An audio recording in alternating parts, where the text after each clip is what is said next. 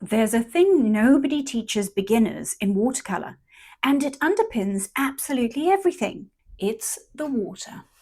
We talk about brushes and paper and paint, but it's the water that puts the magic in watercolor and also the challenge.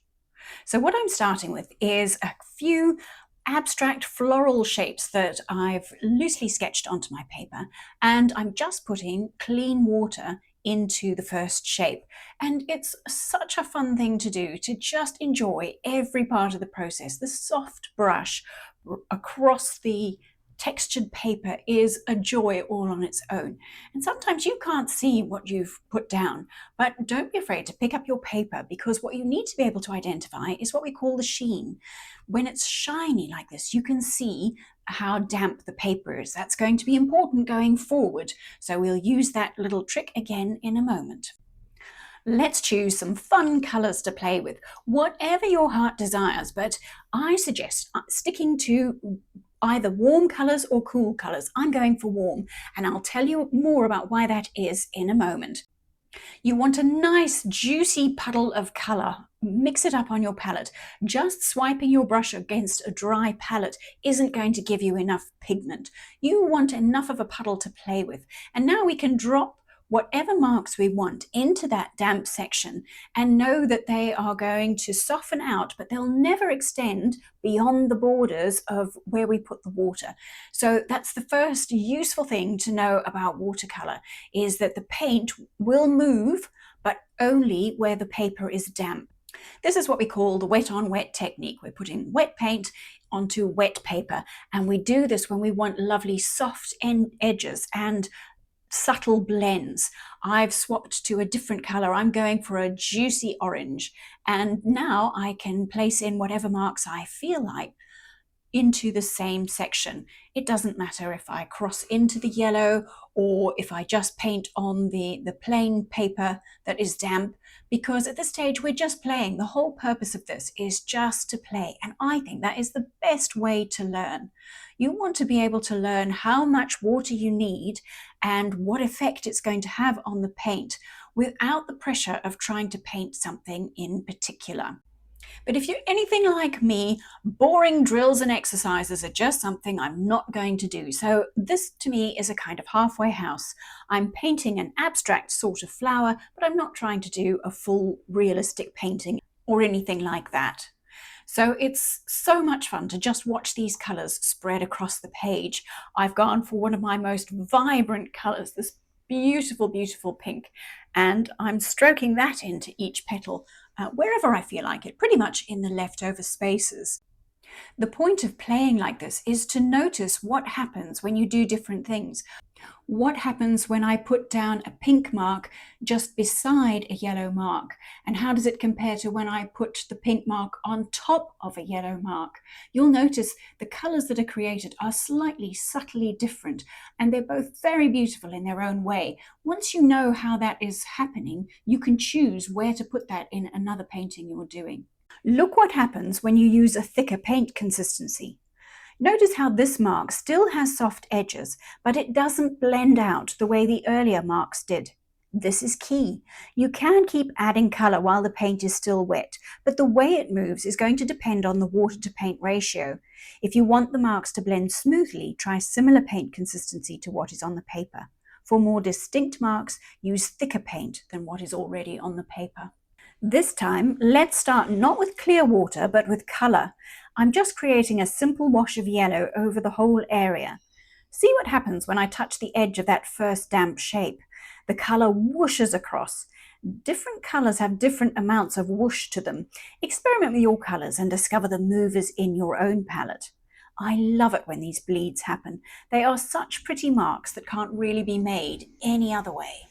Just like before, the marks we add will have soft edges. I love this kind of colour mixing directly on the paper. It's up to you how much you get involved with the brush. What I mean is you can just put in the mark and let the watercolour create interesting soft transitions all on its own. You have to be patient, but it's so pretty. What a great way to wind down after a hard day, don't you think? You can also use a few more brush strokes to encourage the blend a little more, as long as the paint is still damp. Remember, if you can see the sheen, you're probably okay to keep manipulating the paint. But if the paint has started to dry and settle, then this sort of thing can disturb your first layer, which you might not like as much. Let me try and do something like this intentionally so that you can see what I mean. I'm dropping clear water into the center of my washes. As we now know, water will push the pigments. So as the drop of water spreads out, you can expect some sort of cauliflower or bloom to appear. I think they're rather pretty, but I guess it does depend on whereabouts they appear in your painting. So let's let that dry and see if we get a cauliflower. This is part of the frustration with watercolour. There is a degree of uncertainty, but I actually love that. I choose to work with it rather than trying to control the watercolour all the time. There are so many things that will influence the results you get. Since it's all about the water, the biggest factor is actually the paper. If anyone tells you to just use whatever paper you have, please ignore them. You really do need paper designed for watercolour, ideally cotton-based 300 GSM cold pressed. I mean, it's your painting. Use whatever you want, but poor paper is going to make life far more difficult than it needs to be. But don't worry, you can use cheap brushes and paint. They really don't make that much difference, unlike the paper. And don't forget that climate is also going to make a difference, as it's going to affect the drying time too.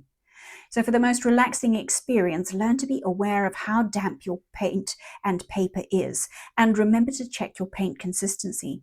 Some people try and tell you X parts paper to Y parts water, but I don't think that sort of thing is at all helpful.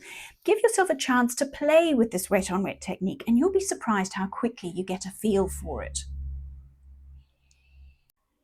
I've been painting my last shape with orange and violet. Another thing you can do while the paint is wet is to tip the paper and let gravity do some paint blending for you too. This is very enjoyable to watch. And even when you tip the paper, the colour remains in the damp section. That much is predictable. Now earlier I suggested sticking to either warm or cool colours. That's because if you mix warm and cool colours together, you can end up with something that looks a little muddy. So a very simplified approach to avoiding mud is to keep the warm and cool colours separate. Here I've added violet, which has a lot of blue in it, so I'm playing a little more dangerously.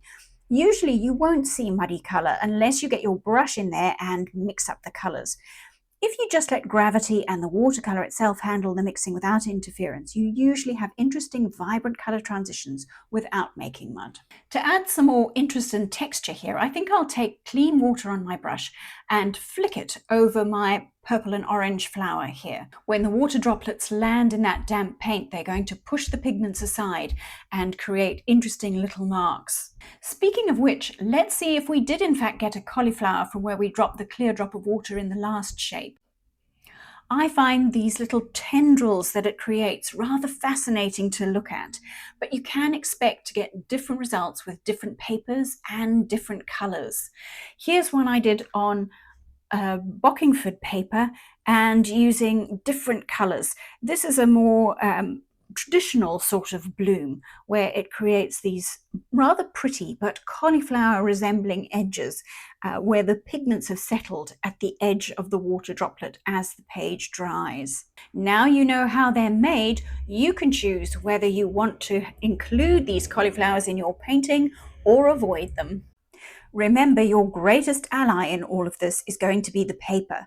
So if you want to know exactly what to look for in your watercolor paper so that it makes your painting life that much easier, watch this video next. Happy painting!